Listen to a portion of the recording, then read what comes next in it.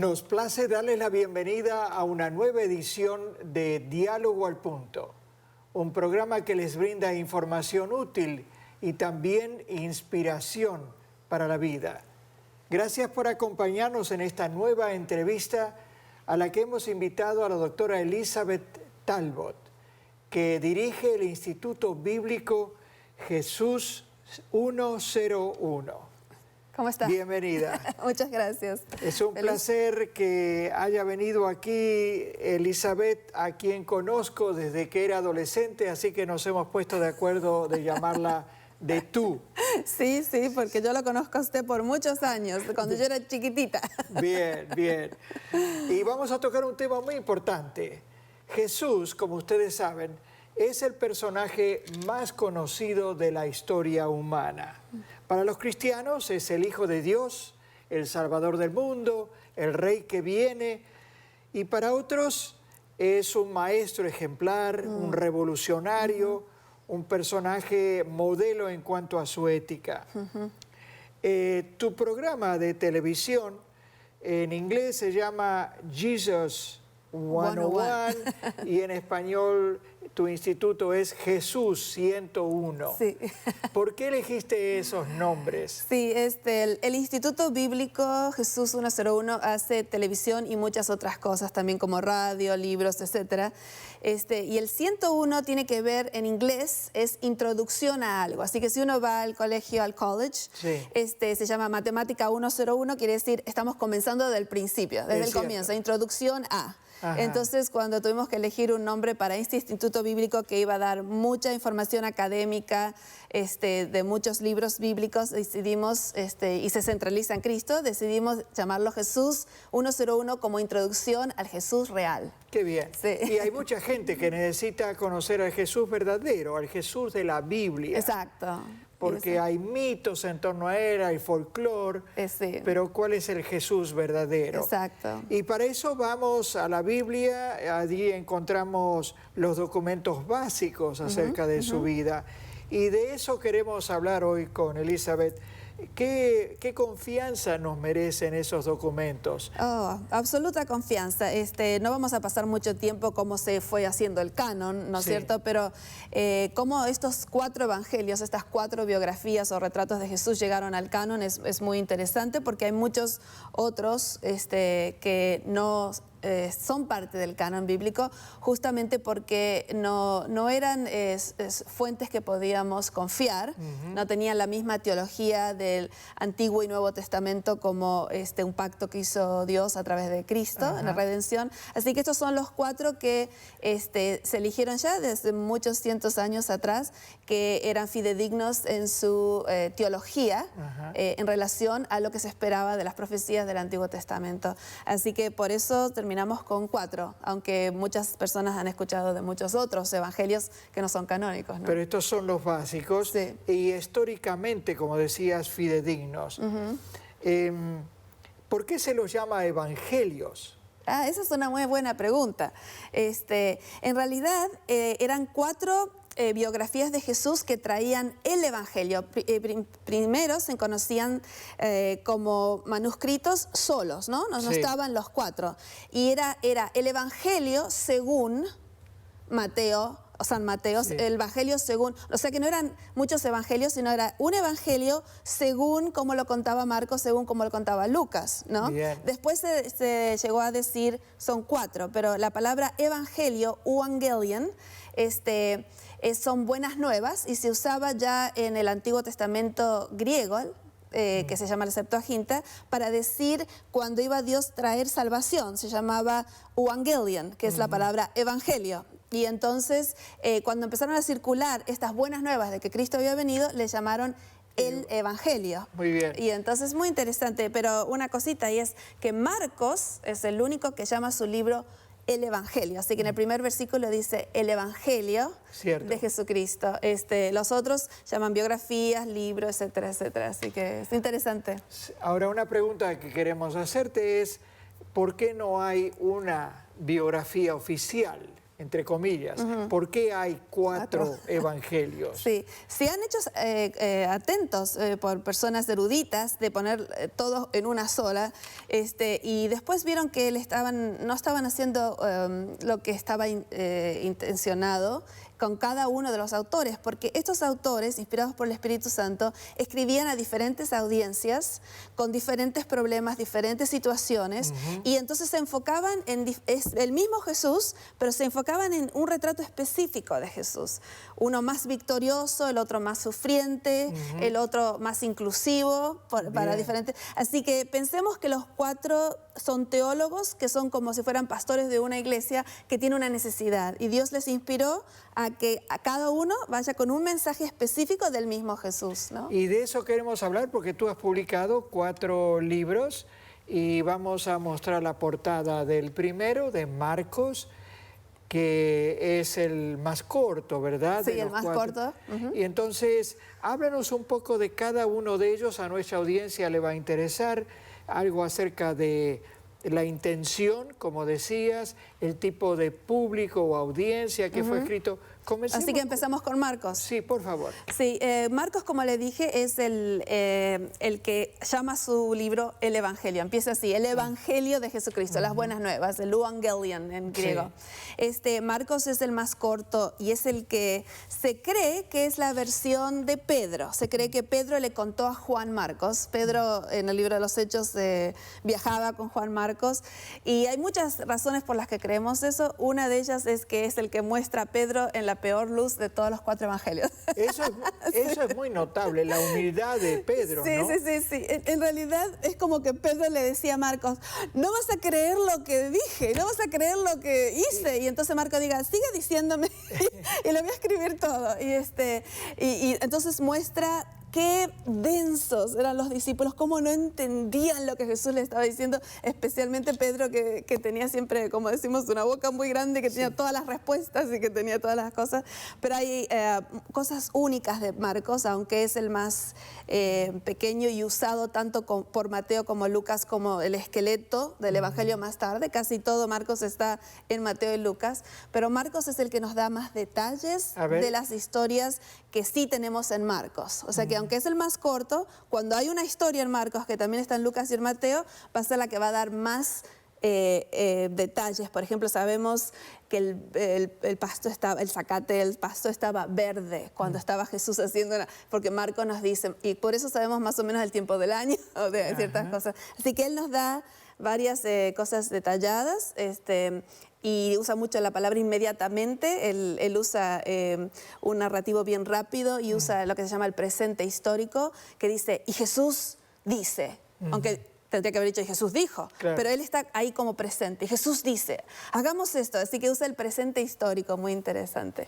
Ahora, nos interesa en particular, Elizabeth, cómo presenta Marcos a Jesús y a qué audiencia va dirigido su evangelio. Marcos es fascinante y por muchos años los eruditos no le dieron mucha atención porque era el más pequeño y usado por los otros, pero cuando empezamos a estudiarlo vimos que Marcos tenía algunas cosas interesantes. Por ejemplo, se cree, como siempre en la parte erudita tenemos muchos diálogos sobre eso, pero el consenso es que fue hecho en Roma por Juan Marcos y que había muchas situaciones en las que estaba pasando los cristianos. Se cree que fue el primero escrito en los años 60, en algún momento de la década, tarde en los 50, temprano en los 60 después de Cristo. Muy cerca de la vida de Jesús, si estamos en 60, 30 años. Sí, son 30 años.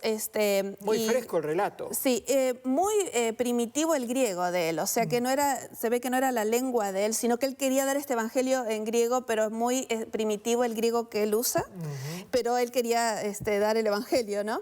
Así que él muestra a Jesús como el siervo sufriente. Más de la mitad del capítulo 8, versículo 31, es el pivot.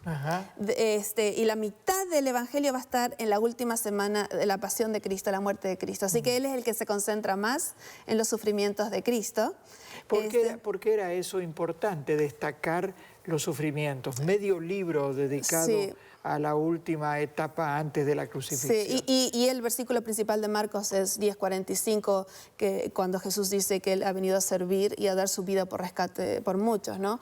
Pero se ve que estaba pasando la iglesia por cosas difíciles, quizás sufriendo, habían esperado que Jesús venga pronto, la parusía que decimos en griego era la segunda venida, habían pasado ya quizás 2 o 3 décadas y estaban sufriendo, siendo perseguidos, tanto de afuera como de adentro. Así que se enfoca en el hecho de que Jesús era un siervo y también vino a dar la vida por todos ellos y que vieran que si su maestro sufrió, ellos quizás iban a pasar por sufrimientos. Pero hay una cosita que quiero decirles si tiene un momento. Sí, claro. A mí me encanta hacer un análisis que se llama comparativo de los 4 evangelios y ver qué tiene especial un evangelio que no se menciona en los otros. Sí, nos interesa eso. Así que voy a ir a la parte de la resurrección en Marcos, que tiene algo muy interesante que no tiene ningún otro evangelio. Y es el hecho de que, ¿te acuerdas que dijimos que Pedro se lo ve en la peor luz, ¿no? Sí. Y Pedro tiene todas las respuestas, todas las cosas en Marcos, pero después lo va a negar 3 veces. Correcto.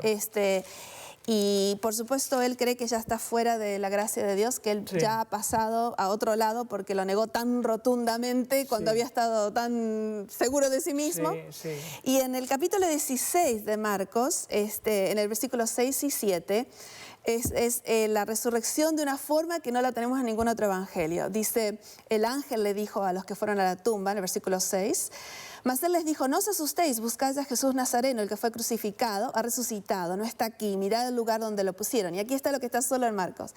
Id, decir a sus discípulos y a Pedro que él va delante de vosotros a Galilea. Qué lindo. Así que solo menciona a Pedro por nombre, es el único, y yo me imagino a Pedro diciéndole a Juan Marcos, no vas a creer que el ángel me nombró por nombre. ¿Y por qué lo nombró por nombre? Porque Pedro ya creyó que había pasado y no iba a ser salvo. No iba más perdón para él. Sí, y entonces yo tengo, para cada evangelio vamos a tener uno, yo tengo lo que llamamos el evangelio en 2 nombres. A Pedro, yo creo que Dios también dijo, díganle a Elizabeth, que también me verá cara a cara. Amén. Todos los que quizás hemos fallado en alguna cosa, no nos salió bien algo, este es el evangelio que nos da esperanza por ese a Pedro. Qué cosa más linda.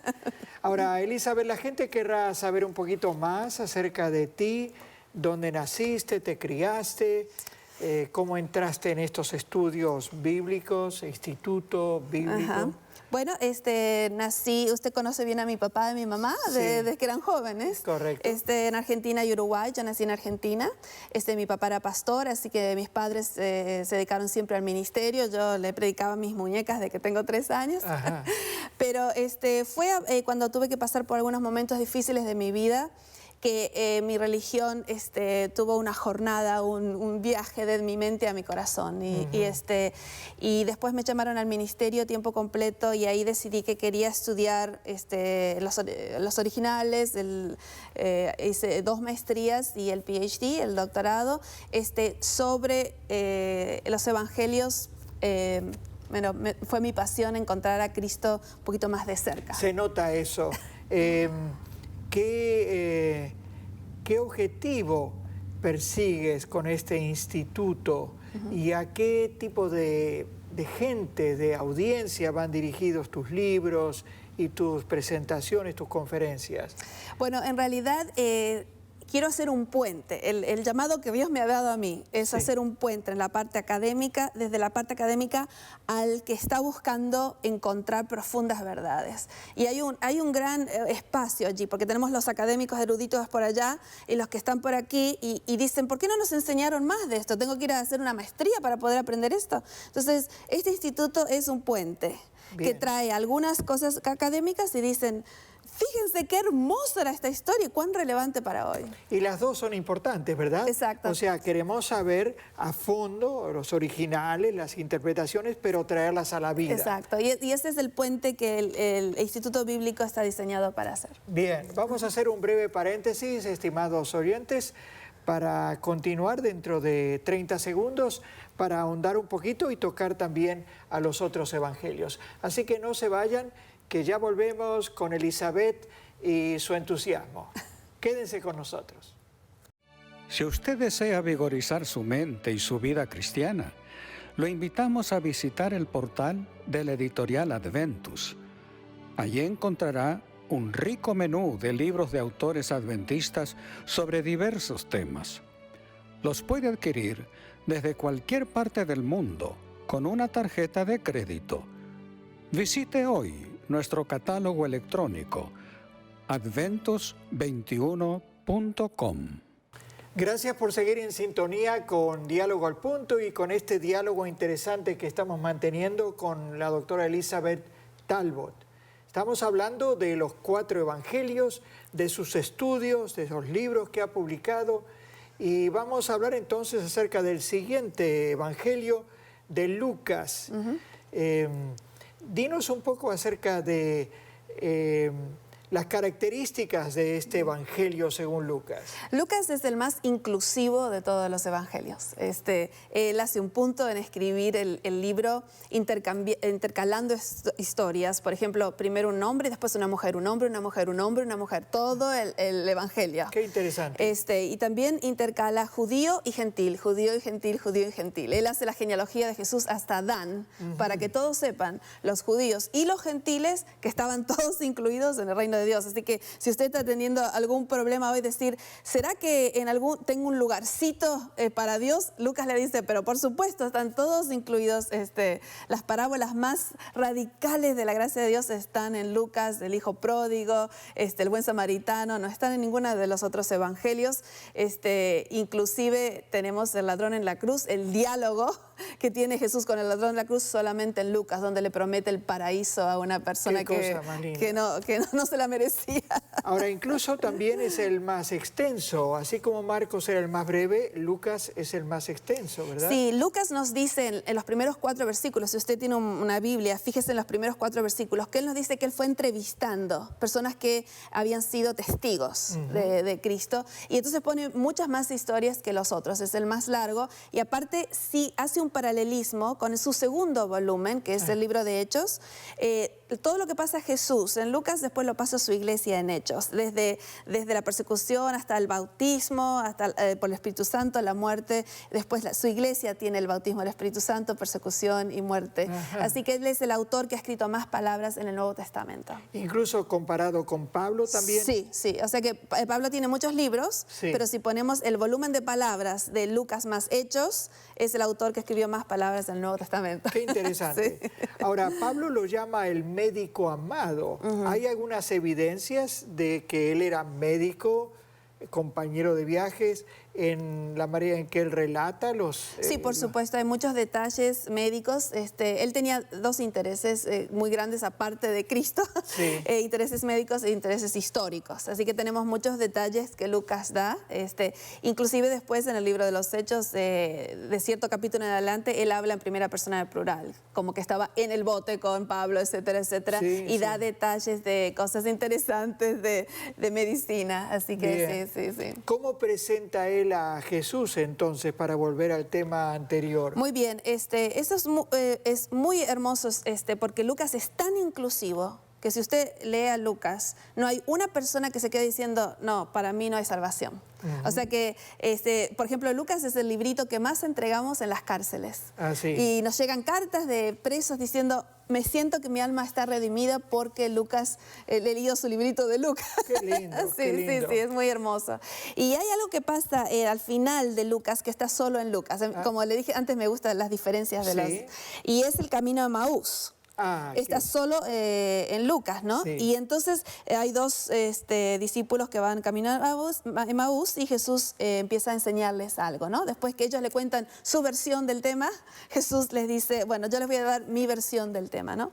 Y les dice así en el versículo 25 de Lucas 24, oh insensatos y tardos de corazón para creer todo lo que los profetas han dicho, ¿no era necesario que el Cristo pasara por estas cosas y entrara en su gloria? Y entonces el versículo 27 es el fundamento del Instituto Bíblico Jesús 101, comenzando desde Moisés, que es la ley, y todos los profetas, les declaraba en todas las escrituras lo que decían de él. esa palabra declarar, que en griego es diermenúo, es donde sacamos la palabra hermenéutica. Ajá. Así que Jesús les dijo, les voy a enseñar el primer principio de hermenéutica, que toda la ley, todos los salmos y los profetas, porque lo repite después, son acerca de mí. Así que tienen que empezar a leer la Biblia de nuevo. Así que tengo vamos a usar esto. Esto es una ley, un Torah en hebreo. Él le dice, vuelvan a leer. ¿Se acuerdan del Cordero de Pascua? Soy yo. ¿Se acuerdan del día de la expiación? Era cerca de mí. ¿Se acuerdan Entonces Jesús le dice, tienen que volver a interpretar las Escrituras. Y mi instituto está basado en este capítulo, justamente, de volver a interpretar todas las Escrituras a la luz de la cruz.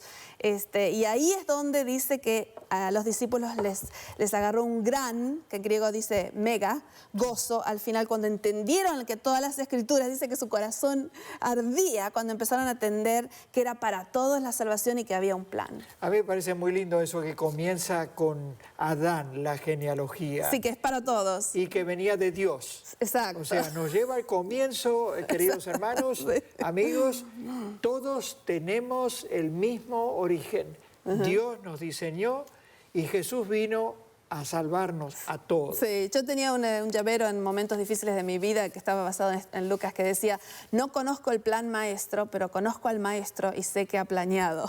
Ah, qué bien. Y entonces Lucas es el que nos muestra que había un plan de salvación de principio a fin para todos nosotros. Entonces vamos a pasar, qué lástima no tenemos más tiempo, pero vamos a pasar al Evangelio de Mateo. Mateo, sí. Muy bien. Mateo es el Evangelio que está primero en el Nuevo Testamento, no porque fue escrito primero, como dijimos ya, Marcos es el consenso que fue escrito primero, sino que hace la conexión más directa con el que esperábamos del Antiguo Testamento. Algunos han contado 47 veces que cita al Antiguo Testamento, 12 de ellos diciendo lo que dijo el profeta se ha cumplido en Cristo. Así que Mateo va a tratar de convencer a los judíos que Jesús es el Mesías que habían estado esperando a través de todo el Antiguo Testamento. Así que es el evangelio más triunfante, el que muestra a Jesús como hijo de David. Así que vamos a poner una corona tras Mateo. Muy bien. Y Jesús está en control y la narrativa de la crucifixión y de la resurrección en Mateo es muy diferente que en los otros. Si quiere le digo por qué. Sí, claro, me interesa. O le interesa también a la audiencia. Mire, si usted alguna vez tiene un problema muy grande, que no sabe qué hacer con ese problema, lea el Evangelio de Mateo. Porque en Mateo Jesús está en control, Dios está en control y no hay nada fuera de su control. Y entonces en Mateo es el único que nos dice que cuando murió Jesús hubo una resurrección. A ver. Es el único de todos los evangelios que nos cuenta que cuando Jesús muere, mata la muerte. Muy bien. Capítulo 27, empezando por el versículo 51, aquí el velo del templo se rasgó en dos, arriba abajo, y la tierra tembló, las rocas se partieron, y se abrieron los sepulcros, y muchos cuerpos de santos que habían dormido se levantaron, y saliendo de los sepulcros, después de la resurrección de él, vinieron a la santa ciudad. Así que este es el único evangelio que nos dice, no me van a creer que cuando Jesús murió, mató a la muerte. Qué bien. Así Amén. que así Muy que, bien. y en la resurrección, un detalle más, dice que cuando el ángel vino y sacó la piedra, versículo 2 del capítulo 28, hubo un gran terremoto, un ángel del Señor descendió del cielo, llegando, removió la piedra y se sentó sobre ella. Ese es el lenguaje del trono que tiene en todo el Evangelio. Fíjese, el ángel se sentó, no solo que removió, sino que dijo, ¿alguien tiene alguna pregunta? Acá se terminó la muerte. Muy bien. Sí. Y entonces pasamos rápidamente al último Evangelio, a Juan. ¿Sí? Este no es uno de los que narra en forma semejante a los otros la vida de Jesús. Este tiene otro objetivo, otra audiencia. Sí, no es uno de lo que llamamos sinópticos. Los primeros tres llamamos sinópticos porque es la misma óptica. Cuentan parecidas historias, usan parábolas, etc. Sí. Juan no es un evangelio sinóptico, está escrito al final, y 92% del evangelio de Juan está solo en Juan. Así que casi todas las historias, excepto un milagro, están solamente en Juan. Y él nos dice por qué decidió escribir este evangelio. Tenemos en capítulo 20, versículo 30 y 31, él dice, escribí para que crean, y ese es el verbo de él, que crean que Cristo es el Hijo de Dios. Así que él no tiene genealogía como tenemos en los otros. Sí. La genealogía es el primer versículo. En el principio era el verbo era con Dios y el verbo era Dios. Y entonces él escribe todo su evangelio, traje un par de lentes aquí para que no se olvide, con dos niveles. El nivel que ven los ojos y el nivel que usted percibe cuando cree en Cristo. Así que todas las historias del Evangelio de Juan tienen dos niveles. Nicodemo, debes nacer de nuevo. ¿Cómo puedo nacer de nuevo? No, dice Jesús, no estoy hablando de este nacimiento, sino de este nacimiento. Mujer samaritana, dame agua, pero pídeme a mí agua porque tengo... Así que dos niveles son los diálogos al punto, en dos niveles. Bien, bien. Porque si usted cree en Cristo tiene otra realidad. Ve más a fondo la realidad. No, inclusive la salvación. Sí. Cuando me veo a mí misma, no sé cómo puedo ser salva. Cuando me veo a mí misma a través de lo que hizo Cristo, me veo salva. Como ustedes habrán visto, Elizabeth sabe mucho y tiene mucho entusiasmo. Les quiero recomendar y poner aquí a la vista el portal que ustedes pueden ir a ver, www.jesus101.tv, donde hay información acerca de los programas y los libros. ¿Quieres decir algo directamente a la audiencia antes de terminar? Nos quedan unos pocos segundos. Bueno, mire, usted puede encontrar mucho material, mucho tenemos gratis para usted. Hemos grabado todos estos libros en español en audio, lo puede encontrar en nuestra website. Jesús es todo. Una vez que uno entiende quién es Jesús, tiene paz y tiene gozo a pesar de las circunstancias. Amén. Así que la paz y el gozo no son la ausencia de problemas, sino la presencia de Cristo. Así que espero que se puedan enfocar en estas biografías de la vida de Jesús.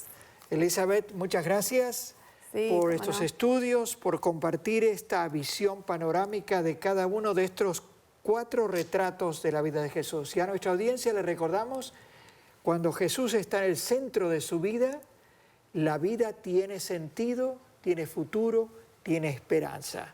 Así que con Elizabeth les decimos, sigan siendo amigos de Jesús, conózcanlo a fondo y ámenlo de veras. Adiós.